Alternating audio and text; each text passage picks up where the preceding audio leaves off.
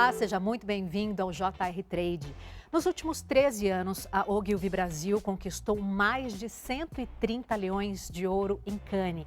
Sob o guarda-chuva da agência estão marcas de peso, como BMW, Nestlé, Adidas. É com muito prazer que o JR Trade de hoje recebe a Head of Content da Ogilvy Brasil, Indra Sestini. Seja muito bem-vinda, Indra. Obrigada, Adriana. É um prazerzaço estar aqui com vocês. Prazer é nosso. Toda quarta-feira, o JR Trade tem um episódio novo disponível nas plataformas digitais da Record TV a partir das 7h30 da noite. Indra, quero saber um pouquinho sobre essa mudança sua de carreira nessa virada de ano. Em janeiro, a Ogilvy te apresentou como Head of Content da agência. Conta pra gente como é que foi isso, como é que está sendo esse novo desafio para você. Está sendo muito gostoso, porque um pouquinho antes de assumir o cargo de Head of Content e olhar para todas as áreas de Content Studios da Ogilvy, eu tocava Nestlé, que hoje é um dos nossos maiores Content Studios, é um time de quase 60 pessoas que toca todos os produtos de comunicação digital da Nestlé. Então foram mais ou menos 1 ano e 8 meses tocando esse time, quando eu saí para agora olhar e usar a experiência para todos os outros Content Studios. Então está sendo super gostoso. É muito legal sair de uma categoria que é a alimentação, onde a gente falava com a maior indústria de alimentos do mundo, onde a gente ia desde Baby and Me a Nutrien Senior, e começar a olhar para, por exemplo, agora mercado automotivo, mercado farmacêutico, mercado de health. Então é super bacana. Eu acho que o mais gostoso de tudo é navegar por todos esses conteúdos e todos esses mercados super diferentes um do outro. Está animadíssima. Estou animadíssima, está uma delícia. Agora a gente está falando bacana dessa etapa da tua vida, mas a tua carreira começou lá atrás, né? Você tem um longo sim. caminho aí, um percurso bem bacana na publicidade. Conta pra gente. Sim, eu tenho um percurso bem legal na área de comunicação, que eu gosto bastante de falar, tenho um baita orgulho. Já trabalhei na área de saúde, depois na área de moda, depois com decoração, sempre tocando departamentos de marketing. Então eu era o cliente. Estava do lado de cá do balcão e agora eu sou agência. Minha última experiência foi numa startup de casa de decoração, trabalhando com tecnologia e com comunicação digital. Então é super legal, porque dá para trazer essa experiência de e-commerce, de comunicação, de público, de target, de pesquisas, de conteúdo para o olhar da agência. Você transitou por várias áreas, né? Vários temas diferentes, e isso ajuda bastante. Ajuda muito, principalmente agora parece, né, que a vida faz esse círculo maluco conosco, que nesse mesmo momento, já tendo passado por vários outros mercados e vários outros segmentos, volto para esse lugar agora de olhar para diversos mercados diferentes, para falar com públicos diferentes, de idade, de comportamento, onde todos eles se convergem para o conteúdo digital. Todos eles estão em alguma plataforma, estão em alguma rede, todos eles consomem de alguma maneira os nossos produtos. Então é muito legal, assim, é como se a gente estivesse vendo uma timeline de conteúdo e de história da própria vida no trabalho, sabe? É uma delícia. Agora, o mercado de publicidade está sempre em transformação, né? Com toda a tua experiência, o que você percebe de mudança nesse mercado nos últimos anos, e nas agências mesmo, na forma de trabalhar? Adriana, eu diria que a maneira com que a gente produz o conteúdo, então antes a gente pensava na publicidade, em advertising, em comunicação, em grandes campanhas, e eu diria que hoje nós publicitários e nós agências como um todo, a gente precisa pensar muito mais no dia a dia de quem consome. Então eu diria que mudou a maneira com que a gente produz o conteúdo e a maneira com que as pessoas consomem esse conteúdo. Então é muito mais sobre ser mais rápido, mais eficiente, mais ágil, é sobre acertar rapidamente, se errar também consertar rapidamente. E eu diria que é para olhar muito mais sobre uma relevância quase que always on ali, no dia a dia. Acho que alguns anos atrás a publicidade tinha a ideia de campanhas muito gigantes, a gente chamava de big ideas. Hoje as big ideas elas acontecem de manhã, vindo de um social listening, por exemplo. Então, acho que veio junto com essa questão do digital uma questão de velocidade e de aceleração da comunicação que as agências como um todo, os profissionais precisaram, acho que aí se adaptar e entrar junto nessa crista da onda, para surfar na conversação, surfar em dados. Agora, conta pra gente, no último Dia das Mulheres, né, no último Dia da Mulher, vocês fizeram uma campanha muito legal, personagens digitais das marcas que vocês atendem. Conta como foi. Foi sensacional, eu ainda estou assim de falar, ainda dá arrepios. Foi com uma das marcas que a gente atende dentro de Nestlé, que é Leite Moça. Então a gente fez uma campanha com Moça Digital, que foi super bacana, onde Moça Digital convidou outras avatares para se comunicarem no universo digital, no metaverso. Então a gente chamou algumas metaverses, algumas outras avatares, para criar uma campanha falando sobre valores e pilares e momentos de importância da mulher no universo digital. Então a gente trouxe para o dia a dia hoje dos jovens, principalmente pensando no público Gen Z, algumas questões femininas muito fortes, unindo aí com o que a geração mais fala, que é como a gente vive do lado de lá, aonde está esse lado de lá. Então, nós somos mulheres, estamos aqui sentadas, trabalhando, conversando, já pensando em 1 milhão de outras coisas para fazer. E essas avatares que a gente cria, será que elas têm uma vida? Ou será que a gente, né, guarda elas numa gaveta depois do horário de trabalho? Não, elas têm uma vida, assim. Então, foi muito legal. O que a gente trouxe foi um trabalho que Moça faz hoje com as doceiras, que é um trabalho que existe no mundo físico, a gente levou para o universo digital através da amizade e da conexão com outras personagens digitais também. Agora, nos dias legal. de hoje, qual a importância desses personagens digitais para as marcas? Eu imagino que focando mais nesse público jovem que está super antenado a isso. Sim, focando muito nesse público jovem, porque eles estão super antenados, porque eles cobram, porque aonde eles estão, se não tiverem uma comunicação digital, eles não se reconhecem. Então, hoje tem jovens que sim, que fazem brigadeiro de Nescau com leite moça. Sim, eles estão ali nesse dia a dia, também tem senhoras que fazem e vivem desse trabalho, desse brigadeiro. Mas esse jovem especial, para ele se reconhecer, para ele entender o universo que a gente está falando a respeito de metaverso, comunicação digital, expansão de plataformas, entre outros pontos, ele tem que entender, ele precisa se identificar com algo ali que ele já conhece. O que ele conhece hoje e mais latente é o universo digital, é o metaverso. Então, a maneira da gente se conectar, a gente cria uma ponte com esses jovens falando a mesma linguagem deles. E claro, a gente também atualiza a marca. A gente pega uma marca que tem aí muitos anos de mercado, tira ela da latinha, leva ela para o metaverso. É muito legal. Agora, eu falei que os jovens são muito antenados, agora vocês também têm que ser, né? Até para prever, assim, a linguagem que vocês vão usar, o tipo, como vocês vão se comunicar com esse público e com outros públicos também, até pessoal mais velho, que hoje em dia já está mais também digital, né? Como vocês preveem isso? É um baita desafio, e é um desafio que a gente cumpre contando muito com a área de dados. Então, a Ogilvy em especial é uma agência que leva muito a sério, já há muito tempo, a importância dos dados. Então, dentro da área de conteúdo, mas também fora, a gente tem alguns pontos super relevantes de social listening, de data insights, de hunting. Então, basicamente, por exemplo, às 8 horas da manhã a gente consegue puxar uma voz de tudo que aconteceu na internet na noite anterior e no dia anterior. E entender o que as pessoas estão falando. Eu posso contar um exemplo que eu amo, adoro falar, que acho que traz um pouco da sua pergunta sobre como a gente consegue lidar com esse baita desafio e também falando de dados e também falando de digital. Você lembra daquele chocolate Caribe de banana dentro da caixa de garoto? Lembro. Sim, é o último chocolate da caixa. Sim, eu lembro. Pois é, a gente fez de novo, nessa extração de dados que a gente faz todos os dias, a gente descobriu que tinha uma pessoa que tinha tatuado o Caribe no braço. E aí a gente foi atrás dessa pessoa, tudo no mesmo dia. Descobrimos uma veterinária que tinha feito uma tatuagem do Caribe, do chocolate no braço, porque ela é alucinada por Caribe, ela é completamente louca por esse chocolate. Então ela comprava várias caixas garoto e pegava somente os Caribes e ia somando até ela ter vários Caribes para comer. Foi super legal, a gente foi atrás dela, o nome dela é Mariana, tanto que o case virou Maribe e a gente fez um baita case. E aí a gente fez uma brincadeira provocando outras marcas e outros concorrentes, onde vários fizeram a brincadeira da tatuagem no braço. A gente teve, assim, um índice de conversação altíssimo, foi muito bacana. A gente depois mandou entregar na casa da Mari, tipo, toneladas de chocolate Caribe, foi muito legal. Ela deve ter amado, com certeza ela amou. A gente fez um baita videocase e agora estamos aí concorrendo num super prêmio legal de comunicação digital. Veio através de listening, veio através da gente trabalhar um pouco de pesquisa digital, entender o que está rolando no mercado. Que legal. Sim. Caramba. Agora sim, a gente tem vários canais, né? Vocês têm vários canais para trabalhar, várias redes, enfim. Como vocês trabalham a comunicação em cada uma dessas redes e como vocês prendem a atenção do consumidor, já que ele, enfim, tem muitas marcas, muita publicidade o tempo todo, né? Consome publicidade o tempo inteiro. Sim. Eu hoje acho que não é mais sobre a gente prender a comunicação, sabe? Eu acho que a gente está com um desafio muito maior, que é como eles vão se relacionar com a nossa marca. Porque hoje são várias, só de falar aqui rapidamente. Então, acho que um exemplo super bacana. A gente viu o Oscar esses dias, que ganhou tudo em todo lugar ao mesmo tempo.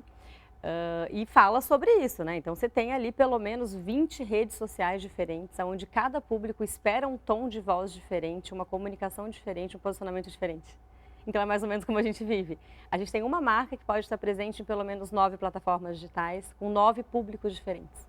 É só um exemplo. E é bem complexo, então, trabalhar essa marca. Super. Você pode pegar uma rede social que tira uma foto minha, com você ao fundo. Posso fazer uma rede social, trabalhar numa rede social onde é uma rede de vídeos curtos para falar com o público, onde eu preciso ser muito mais técnica. Ou eu posso pegar uma rede e fazer dancinhas e fazer brincadeiras. Ou trabalhar com inspiração para alimentos, por exemplo, é super bacana. Para carro é super legal. Trabalhar com pontos sensoriais que te despertem sentidos. cada rede tem um significado. Então, eu diria que hoje o grande desafio é sobre como esse público se relaciona conosco. E depois, como é que a gente vai pensar em converter isso daí em lealdade, que é o mais difícil. Agora, vocês fizeram algumas campanhas voltadas à vacinação contra a Covid-19. Como foi isso para vocês?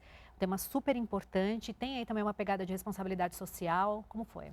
Foi uma campanha muito importante, exatamente como você trouxe, muito olhando para os pilares de responsabilidade social. A gente fez com a Pfizer, que é um baita cliente nosso da área da saúde, e a gente trouxe algumas celebridades para brincarem, para deixar o tom mais leve, fazendo uma brincadeira super divertida, que é se vacinar direitinho, todo mundo curte carnaval.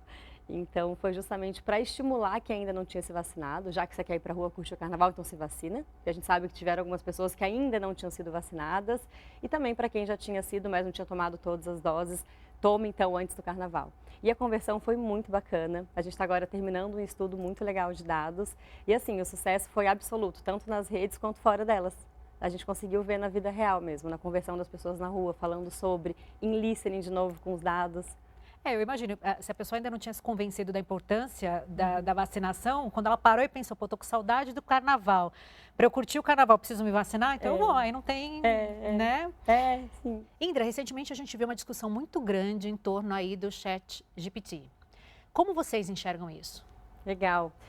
É muito louco, né, quando a gente para pensar que uma ferramenta como essa veio assim e tão rapidamente, está revolucionando e estão aí, né, estamos passando por várias provocações, porque é uma ferramenta extremamente inteligente, que nos traz dados super importantes, porém são dados que foram imputados, que foram inseridos ali nessa plataforma por pessoas. Então a gente consegue ainda ver vertentes como alguns preconceitos, algumas visões antigas, muito tradicionais de mercado, como por exemplo, se a gente coloca um casal de amantes, vai aparecer um homem e uma mulher, super antigo. Se a gente colocar executivo de sucesso, possivelmente vai aparecer um homem branco, hétero, num cargo de liderança. Então, quando a gente para pensar e entende o ângulo dessa ferramenta, é muito importante também entender que o uso dela ele é relevante, ele é interessante desde que tenha um monitoramento humano.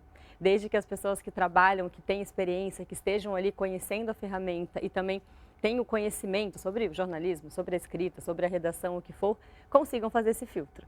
Então, acredito que é muito legal, está a nosso favor, assim como toda a tecnologia, mas a gente precisa contar com conhecimento humano, com certeza. Agora, você também é especialista em e-commerce, né? Como você enxerga isso? Você imagina que as lojas físicas vão perder cada vez mais espaço? Como é que vai ser essa divisão daqui para frente? Eu não acho que as lojas vão perder o espaço. Eu acho que a gente consegue olhar para as lojas físicas hoje como cada vez mais um local de experiência sensorial. Então, quando a gente pensa em e-commerce, olhando para comunicação, para marketing, para social commerce, para shopper, para tudo que hoje o universo digital engloba, é muito mais pensando que essas lojas, elas são um convite a gente sentir. Então, acho que as lojas que hoje pensam, né? Então, vou manter ali minha arara, vou chegar, o cliente vai provar, vai embora, podem sim ter ali, acho que algum risco de perder uma sensibilidade que as pessoas que se dispõem a sair do digital, caminhar e chegar até a loja estão buscando, que é a sensibilidade, que é o envolvimento, que é o perfume, que é o contato, que é a experiência. Então, não acho que elas vão fechar, mas acho que fica um convite aí para o nosso amado varejo brasileiro sobre como olhar para a experiência.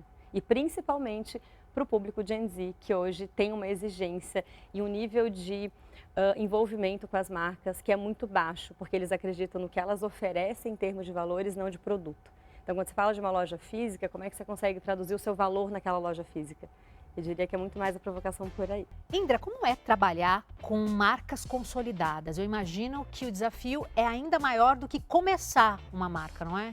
Sim, o desafio é muito maior, Adriana, porque a marca já está aí, já existe, já tem 100 anos de mercado, 50, 30, então é muito mais sobre como a gente renova essa comunicação, como a gente trabalha as percepções de mudança do que sobre a gente consolida essas marcas, porque elas já estão aí. Então eu diria que o desafio é como é que a gente consegue fazer para trabalhar o freshness, o refresco, a mudança em termos de percepção. A gente sempre fala dos acertos, né? Das campanhas de sucesso que as agências fizeram, mas claro, todo mundo erra. Todo mundo às vezes pega um caminho ali que não dá muito certo, vocês não têm o resultado que vocês esperavam. Já aconteceu isso com vocês? E como vocês costumam trabalhar nessas situações? Vocês vão atrás da explicação, onde a gente errou, o que a gente pode fazer diferente na próxima? Como é que é? Legal essa pergunta. Legal porque não são todos que nos perguntam como a gente lida com os erros, a pergunta é essa. A gente basicamente entende os nossos erros através não só de dados, mas a gente faz um rastreamento por que a gente errou e como a gente poderia ter sido ou feito o caminho diferente para que esse erro não acontecesse. Então a gente trabalha muito próximo, muito de mãos dadas à área de dados e também junto ao cliente. Então, o que a gente fez que deu errado, como é que a gente pode melhorar num próximo passo e qual é esse próximo passo. Então, a gente realmente olha para os nossos erros e a gente entende o que aconteceu a partir dali.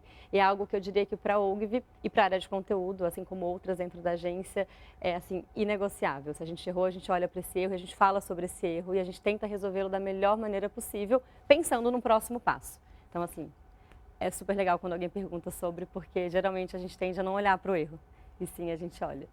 A Ogilvy recentemente retomou 8 hábitos considerados essenciais para a indústria criativa. Como foi isso e por que isso?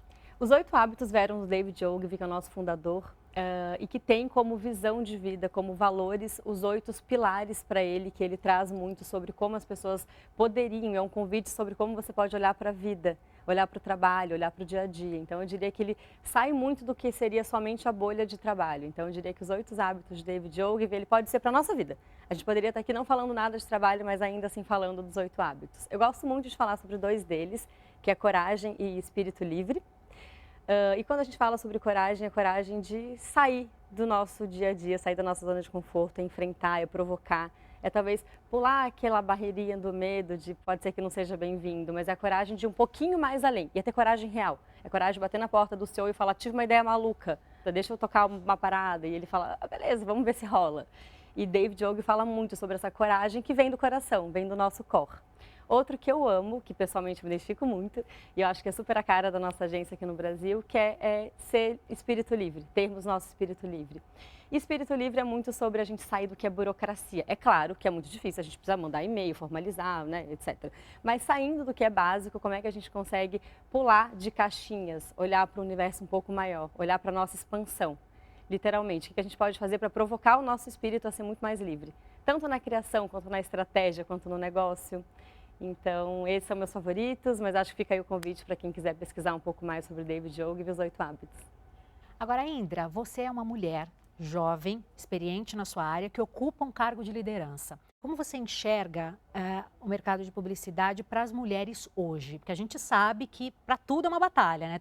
E a gente sabe também que eu acho que em qualquer área o caminho ainda é longo para as mulheres chegarem nos 50%, 50%, mulheres e homens em cargos de liderança. Como é o mercado da publicidade nesse quesito?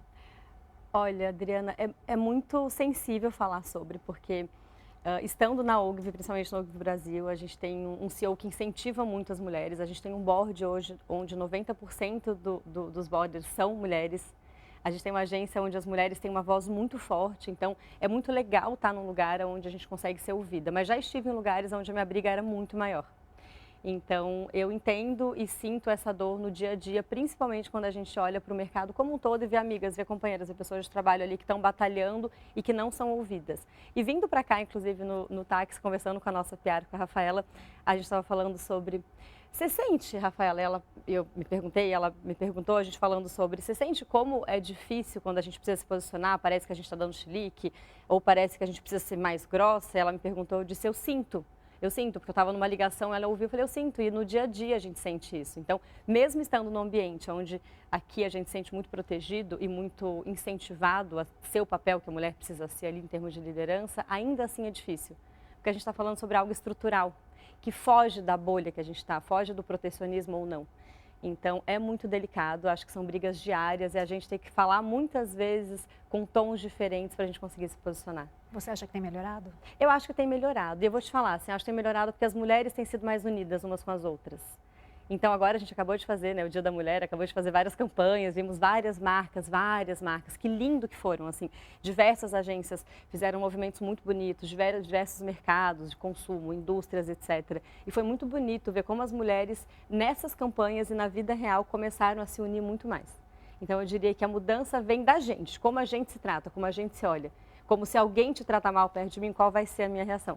Como se alguém não te ouvir, se eu vou falar por cima ou se eu vou também me calar para que você seja ouvida. Então, eu diria que está mudando, que bom que está mudando, mas o mérito é só nosso por essa mudança. Acho que a gente está provocando esse espaço, e muito bem provocado. É uma batalha diária, né? É uma batalha diária. Você como líder, como motiva a sua equipe? Um dos pontos que eu mais amo na minha vida é cuidar de pessoas, é trabalhar com pessoas. Assim, se eu pudesse hoje escolher, então extrai todo o seu conhecimento técnico de e-commerce, conteúdo, etc. E você vai fazer o quê? Eu vou cuidar de pessoas, assim. Eu juro, eu amo, é uma paixão louca. Então, eu acho que só essa paixão já motiva, porque para mim um dos maiores cuidados que eu tenho é para saber como meu time está. É para entender como eles estão lidando com as dores do dia a dia, com as dinâmicas, com o relacionamento com o cliente. Então, eu diria que a maneira de lidar com a motivação para mim é muito natural. Eu não tenho muitas técnicas para lidar. Eu diria que a primeira delas é paixão pelo time e muito cuidado com essas pessoas. E aí, acho que como um segundo passo, que não é técnico, mas é experiência, é ouvir o time, é entender. Eu realmente escuto muito o meu time. Escuto a ponto de mudar a jornada, assim, mudar a rota de uma decisão já tomada. E eu acredito que isso motiva, porque é o que me motiva também. E temos feedbacks muito claros, escuto muito, recebo muito feedback também. Então, acho que é uma troca muito verdadeira, sabe? Não dá mais para a gente ter uma relação de hierarquia onde só eu dou feedback, só eu falo e você só escuta. Isso não existe mais. Então, uma troca clara, onde eu falo o que eu sinto e você me retorna e a gente constrói junto, é a melhor forma de motivar. Acredito nisso. Indra, para a gente finalizar, infelizmente, a nossa conversa... Tá tão boa. Tá muito boa. Quais são os planos da Ogilvy para 2023? A gente está com um olhar muito forte para o digital, assim como acho que o planeta todo está olhando, mas muito mais em termos de como que a gente trabalha os nossos conteúdos, as nossas comunicações, todo o nosso negócio digital. Então, como é que a gente consegue olhar para as oportunidades entre os nossos clientes, como é que a gente enxerga esses clientes dentro do que a gente hoje pode já oferecer em termos de negócio. E acho que principalmente a Ogilvy aí trabalhando com os 8 hábitos de David Ogilvy, como é que a gente leva para os nossos clientes, para os nossos colaboradores, para o nosso time, como é que a gente consegue motivar e trabalhar a coragem, o espírito livre, a bondade, a persistência. Então, eu diria que os nossos objetivos, eles são também muito de negócio, mas eu diria que muito forte sobre pessoas. Muito legal. Agradeço mais uma vez muito a tua presença aqui com a gente, Indra. Ai, obrigada, que delícia esse papo. Obrigada, foi muito bom. Dá pra gente passar aí um tempão com certeza, conversando, uma né? garrafa de vinho passaria toda segunda-feira aqui. Obrigada. Obrigada a você. JR Trade é o seu espaço para falar sobre comunicação das marcas, marketing, publicidade. Todas as quartas-feiras, a partir das 7h30 da noite, você confere um novo episódio nas plataformas digitais da Record TV. Agradeço muito a sua participação aqui com a gente, a sua companhia, na verdade, e até a próxima.